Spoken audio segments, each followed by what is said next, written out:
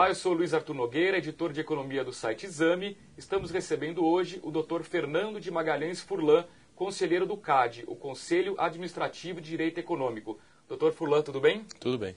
O CAD recentemente tem uma decisão histórica, um julgamento do cartel de gases hospitalares. O senhor poderia resumir para a gente como é que foi esse julgamento? Pois não.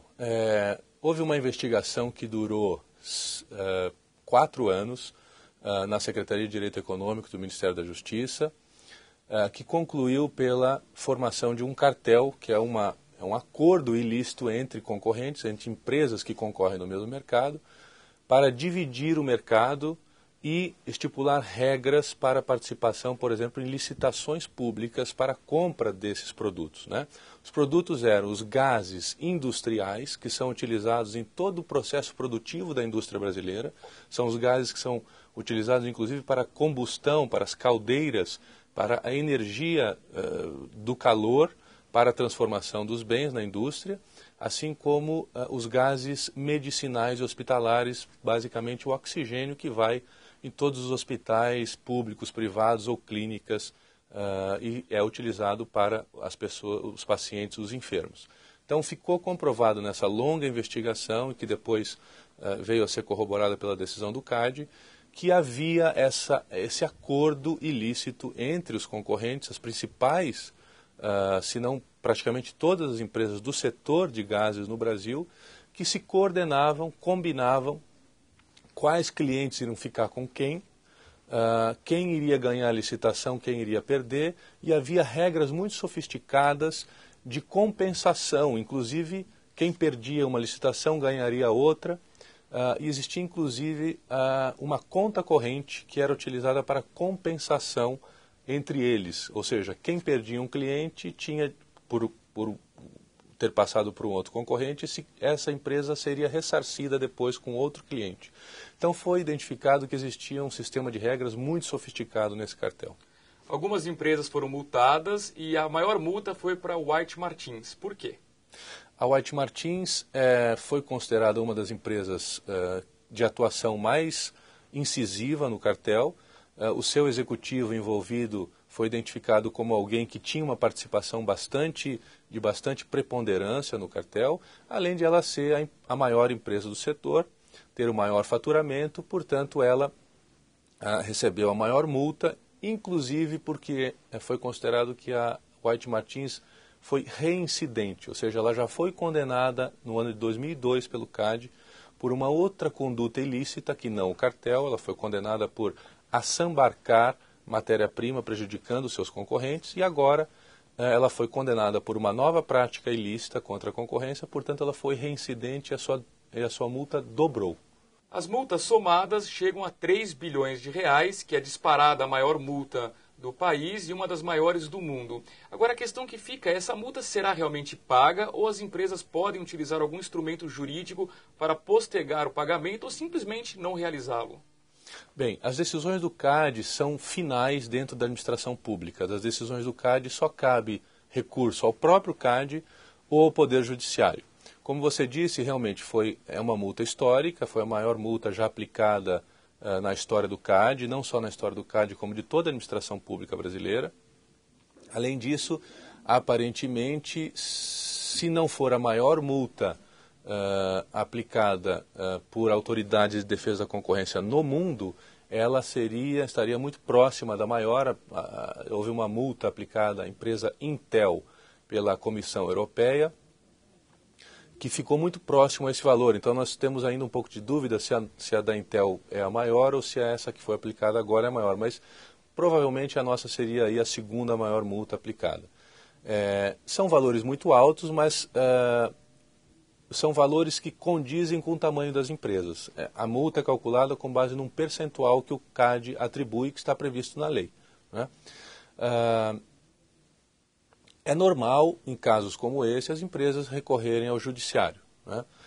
O CAD tem conseguido, nos últimos anos, mostrar ao judiciário que, como essas ações que vão ao judiciário duram de décadas para serem resolvidas, e, portanto, a decisão do CAD fica suspensa, o CAD tem conseguido demonstrar, e os juízes têm aplicado isso de que, para poder recorrer ao judiciário, o judiciário exige que as empresas façam um depósito desse valor ou que apresente uma carta de um banco provando que esse valor está guardado especificamente para o pagamento do valor. E essa intervenção do banco, obviamente, tem um custo para a empresa, né? Então, é uma forma de garantir que as ações estão sendo usadas para discutir o direito e não simplesmente para protelar uma decisão que foi tomada. Essa multa, esse valor é inegociável? Ele tem que ser pago à vista? Como que o CAD vê Boa isso? pergunta. O CAD vem investindo muito nos últimos anos nas negociações de acordos, né? Nós temos formado grupos de especialistas dentro do CAD, vamos fazer cursos no exterior sobre técnicas de negociação. Nós temos investido nas negociações de acordos. Já fizemos vários bons acordos dentro do CAD, inclusive recentemente fizemos 3 acordos judiciais, ou seja, quando a questão já está em juízo e as empresas procuram o CAD para fazer um acordo dentro do processo judicial. Nós já temos 2 precedentes nesse ponto e o CAD sempre está aberto a uma possível negociação, inclusive parcelando esses valores por um tempo bastante razoável para facilitar o pagamento. Uma vez paga a multa, ela entra em qual caixa? O que é feito com esse dinheiro? Todas as multas aplicadas pelo CAD são vertidas para um fundo chamado Fundo de Direitos Difusos, que é administrado pelo Ministério da Justiça. Há um comitê gestor que administra esse fundo. Esse comitê é formado por representantes do governo e da sociedade civil, entre eles associações de defesa do consumidor, Ministério Público estadual e federal, além de representantes do governo também. Esses recursos vão para lá. Qualquer pessoa, entidade, empresa, associação que quiser apresentar um projeto para este fundo pode fazê-lo, o fundo vai avaliar, o comitê gestor vai avaliar e esse dinheiro pode então ser destinado a esses projetos que podem incluir, por exemplo, meio ambiente, patrimônio histórico e artístico, defesa do consumidor e livre concorrência, que são os considerados direitos ou interesses difusos, são aqueles cuja beneficiária é toda a sociedade, e não só um grupo de pessoas ou pessoas específicas. Agora, doutor Fulan, quando a gente pega casos de fusão de grandes empresas, a gente sempre lembra daquele caso mais famoso, da Garoto com a Nestlé, sempre volta ao tema a questão do prazo do julgamento e também do prazo das investigações. Se demora demais, pode ser algo irreversível, o mercado já se adaptou. Como é que está essa questão do prazo? Existe algo previsto em lei? E o CAD, dentro dos recursos que possui, consegue acelerar os julgamentos? Como é que fica essa questão? Sim, há prazo, há previsão legal para prazo, principalmente em relação aos atos de concentração, que são essas operações de grandes empresas, de fusão, aquisição. No caso dos processos administrativos que tratam de ilícitos, como é o caso esse do cartel dos gases, o prazo é bastante mais dilatado pelo fato de ser uma investigação bastante complexa que demanda muito tempo. Mas no caso das fusões, incorporações e aquisições empresariais, a lei estipula um prazo. Esse prazo tem que ser respeitado sob pena da operação ser aprovada por decurso de prazo, né? Esse prazo, óbvio, ele pode ser suspenso durante as diligências, né? Que é, por exemplo, o CAD ou os órgãos de instrução, eles mandam cartas para os fornecedores, para os clientes, para os concorrentes, buscando informações sobre aquele caso. Nós temos nos esforçado, tanto nós quanto os órgãos de instrução do Sistema Brasileiro de Defesa da Concorrência, que são a Secretaria de Direito Econômico do Ministério da Justiça e a Secretaria de Acompanhamento Econômico do Ministério da Fazenda. Nós temos nos esforçado. As estruturas, as equipes são pequenas, né?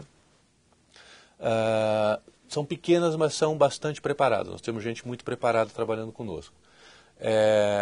Nós criamos um instrumento que se chama Acordo de Preservação da Reversibilidade da Operação, APRO. Esse é um acordo que as empresas, quando fazem operações muito complexas, elas fazem um acordo com o CAD pelo qual elas se comprometem a manter as operações das empresas separadas até que o CAD decida a questão, para evitar ter que desfazer o que já foi feito, né? Isso tem ajudado bastante. Há também um projeto de lei que está em tramitação no Congresso Nacional para tentar mudar o nosso sistema de uma análise posterior à realização das operações para uma análise prévia às operações, né? Se isso vier a acontecer, essa mudança, nós vamos precisar investir muito na estrutura dos nossos órgãos e entidades, porque senão nós não vamos ter condições de fazer uma análise a tempo previamente. Agora, doutor Fulano, a gente tem observado no mundo inteiro uma tendência grande de fusões de empresas, para que se criem grandes vencedores que tenham potencial de competição global. Imagino que haja esse tipo de dilema dentro do CAD. Quando duas grandes empresas brasileiras se unem com o argumento de que querem disputar o mercado internacional, ao mesmo tempo elas acabam dominando o mercado interno. Como é que fica esse dilema? Autorizar um predomínio do mercado interno de olho numa empresa global ou não autorizar isso, que em tese seria algo ruim para o consumidor? Como é que fica essa questão? O CAD tem atribuições muito específicas, que é zelar pela concorrência, né? pela saúde do mercado. É óbvio que o CAD não pode ser uma ilha, fechado totalmente nessas suas atribuições, sem ter alguma sensibilidade com temas macroeconômicos ou mesmo de questões de comércio internacional, de presença internacional. Mas nós temos atribuições. Essas são as nossas principais atribuições. É nisso que nós temos que nos ater. Não é? Então, para nós, tem uma relevância muito menor saber que uma empresa que está sendo fruto de uma fusão, de uma aquisição aqui no Brasil, vai ser a líder internacional nesse mercado. Nós estamos preocupados com o mercado interno. Né? Essa é a nossa principal preocupação. A nossa lei tem dispositivos que flexibilizam uma possível análise pensando em questões de maior relevância da economia. Até hoje nunca foram utilizados esses dispositivos da nossa lei, até porque eles são muito complexos, sensíveis e polêmicos, porque senão o CAD poderia estar fazendo uma política industrial, que não é essa a nossa atribuição. Então o CAD tem evitado utilizar esses dispositivos legais porque eles podem dar margem a interpretações. Então nós temos nos atido a cumprir com as nossas funções que são de manutenção da concorrência, da competição no mercado interno. Como é que chega um pedido de investigação, que inicialmente nem é para o CAD, né, o senhor poderia explicar para a gente, e depois, posteriormente, o julgamento? Tem de partir de alguma empresa que se sinta prejudicada, de algum consumidor, ou o CAD e a própria secretaria podem espontaneamente tomar a decisão de investigar? O Sistema Brasileiro de Defesa da Concorrência é composto por 3 órgãos. 2 secretarias, que são os órgãos de instrução, de investigação. É a Secretaria de Direito Econômico do Ministério da Justiça, a Secretaria de Acompanhamento Econômico do Ministério da Fazenda. Elas instruem os processos, seja de fusões e aquisições, seja de condutas ilícitas. E esses processos vêm ao CAD para julgamento. Como nós somos administração pública, nós somos um tribunal administrativo e não um tribunal judicial, nós também podemos complementar a instrução, se acharmos necessário. Agora, qualquer cidadão, qualquer empresa pode fazer uma denúncia por meio da internet, por meio do telefone, por meio de carta, para a Secretaria de Direito Econômico. É lá que se iniciam as investigações de condutas ilícitas.